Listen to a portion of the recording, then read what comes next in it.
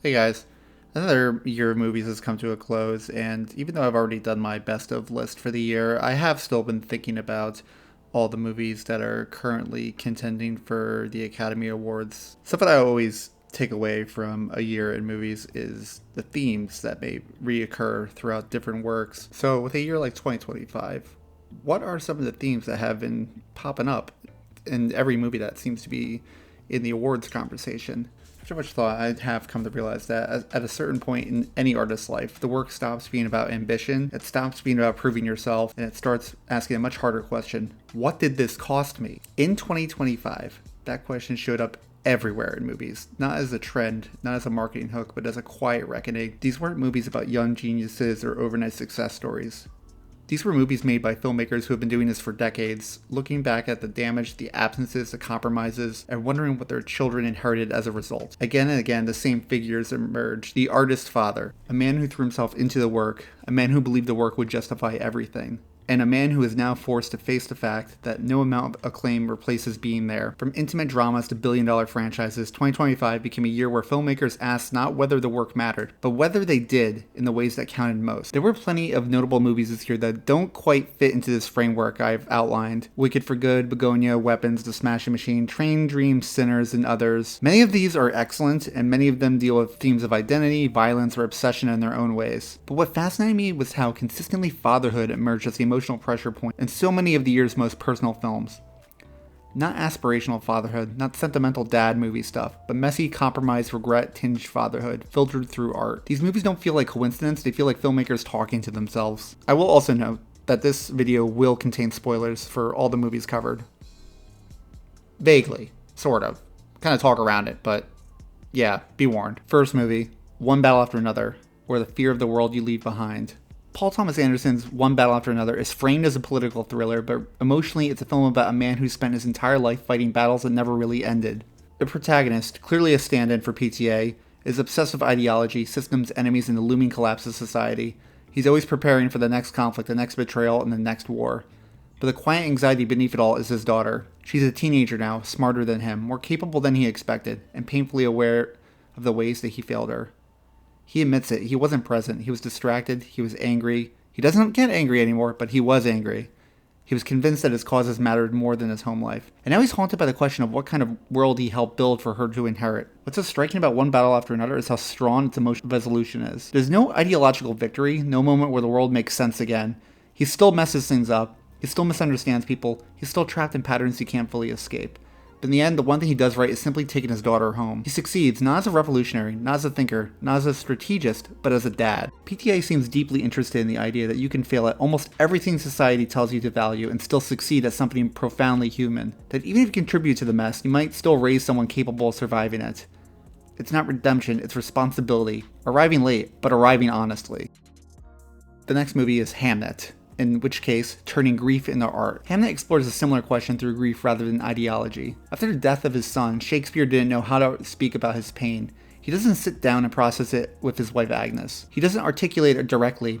Instead, he disappears into his work, and also disappears from his home. He writes, he isolates, and he creates. But from Agnes' perspective, this feels like abandonment layered on top of the tragedy. She's grieving alone, locked out of her husband's inner life, unsure of what he's doing or why he's pulling away. But for Shakespeare, the work is the only language he has left. The first performance of the play becomes the moment where everything unspoken finally has form. It's his one chance to show Agnes what he's been carrying, to honor their son not privately but publicly. And crucially, once the play exists, the grief no longer belongs only to the family. It becomes communal. Strangers feel it and the audience absorbs it. The loss enters culture and history. Hamlet doesn't romanticize this. It doesn't suggest that art fixes grief or repairs the distance between husband and wife. But it understands something painful and true. Sometimes creation is the only way people know how to survive devastation. Art doesn't replace intimacy, but it can sometimes translate what intimacy can't reach. Another movie that kind of fits into this is Marty Supreme, or When the Hustle Collapses. Marty Supreme might be the most aggressive version of this theme, which is expected as it is a Safdie joint. Marty is a ruthless hustler. He doesn't care who gets hurt. He believes he has a higher calling and that anyone who can't keep up deserves to be left behind. And for most of the film, the world seems to agree with him. But in its final moments, he finally meets his son. And suddenly, none of his rules work anymore. For real-world context, John Safdie has spoken at length about how him and his brother spent years trying to get Uncut Gems made. And once it finally crossed the finish line, he didn't really feel anything. The movie kind of just came out in 2019. Now it's considered a modern classic, but I think he was a little taken back by how not even Sandler got an Oscar nomination for it. He kind of felt nothing. And then COVID hit. And in this time, he had his first child. And in this moment was when he finally felt something. It was that feeling he was craving during the production of Uncut Gems. By his own admission, it wasn't until after his child's birth, after becoming a father, that his relationship to the work fundamentally changed. And Marty Supreme feels like that realization dramatized. Because once Marty sees his child for the first time, his selfishness stops being abstract. The damage has a face now, a future, a consequence that can't be rationalized away. But regardless of how you interpret it, Marty's life has clearly changed in this moment. Whether Marty becomes a good father or not is almost besides the point. His life is altered. For the first time, he's forced to make decisions that aren't about winning. The film isn't sentimental. It doesn't soften Marty at all. It's very abrasive, but it also just acknowledges that ambition has a shelf life and that eventually the hustle runs out of places to hide. A sentimental value, speaking through the work. In Sentimental Value, Stellan Skarsgård plays a filmmaker who was absent for most of his daughter's lives. Not abusive, not cruel, just gone. When he tries to reconnect, he does it in the only way he knows how, by making a movie. He casts his family, and he believes that art can do the emotional labor real life never allowed him to do. That somehow the work can bypass years of distance. Of course, it doesn't erase the past. The pain is still there, the resentment still exists. Filmmaking doesn't undo time. But something else happens. Through the structure of the film, both father and daughter manage to express things they can never say directly. Performance becomes a buffer, a safe space, a mediated honesty.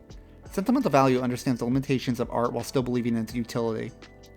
The movie doesn't claim that art heals everything, but it argues that sometimes it creates a language where none previously exists. It's about using the work not to fix a relationship, to finally acknowledge it.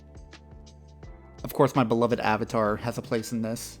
In Avatar Fire and Ash, you can't fix the past. By the time we get to Avatar Fire and Ash, now the third film in the Avatar saga, James Cameron's story has now morphed into almost entirely about family. The Way of Water had already mirrored Cameron's own experience of uprooting his family to make the first Avatar in New Zealand. This is similar to Jake Sully dragging his children from the forest to the ocean, like a direct reflection of that disruption. But Fire and Ash is all about the consequences. Like One Battle After Another, it's about the past catching up. A biological father pursuing a child raised by another man. Old violence spawning new violence. Decisions that refuse to stay buried. What's different here is the tone. There's a recognition that relentless aggression hasn't helped. That being constantly gung-ho only multiplies harm. Cameron seems to be wrestling with the idea that strength without reflection becomes its own form of failure. The film suggests that while you can't change the past, you can change how you show up moving forward. You can slow down, you can listen, you can stop trying to dominate the world your children have to live in. For a filmmaker known for excess, it's a surprisingly humble realization.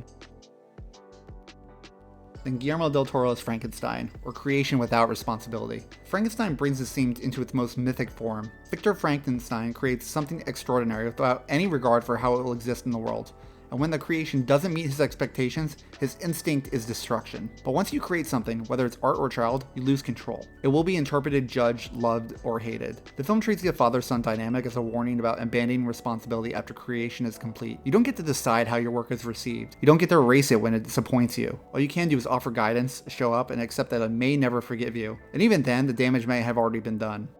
Noah Baumbach's Jay Kelly might be the most openly self-reflective film of the year. George Clooney plays a famous actor who's prioritized his career over his family. His daughters have accepted this, they've moved on. But Jay hasn't. His last-ditch effort is to bring his family to Tuscany for a career retrospective. He wants them to see his work, to understand why it mattered, and to justify the choices he made. But they don't care. They never wanted a movie star, they just wanted their dad. I do find this as a way to read Baumbach interrogating his own self between his divorce, his career, and his long-standing preoccupation with parental fallout stretching all the way back to the squid and the whale. Jay Kelly isn't an apology, it's not self-pity either. It's a recognition that professional validation doesn't compensate for absence. You can be celebrated by the world and still feel like a failure at home. So why this is happening now? I mean, between coming out of COVID and the strikes, and coming out of a period where the future of the industry felt genuinely unstable, there's a fear running through these films, the fear that the work might disappear, that the opportunity to keep doing this might not always be there. And when that fear resurfaces, people look at their families and they ask, why do they do this at all? Is it worth it? Did I do a good job? And at what cost? It's worth noting that this year also produced powerful films about motherhood. For example, If I Had Legs, I'd Kick You and Die My Love, approaching sacrifice and identity from a very different perspective. There's a meaningful contrast there, and one that that deserves its own conversation. But the films about the fathers in 2025 felt like confessions, and they're not asking for forgiveness. They're asking whether it's possible to show up late, imperfect, but sincere. What's striking about these films isn't that they arrive at the same answers. Some fathers try to make amends, some only manage to articulate regret, and some never bridge the gap at all. But together they feel like a collective admission from a generation of filmmakers who spent their lives chasing something just out of their reach. Not what am I making, but who am I making this for? These movies don't pretend there's an easy solution. They don't resolve the tension between art and family. They just stop lying about it. Sometimes all you can do is keep working and hope that somewhere in the work, the people you love can finally hear what you were never able to say out loud.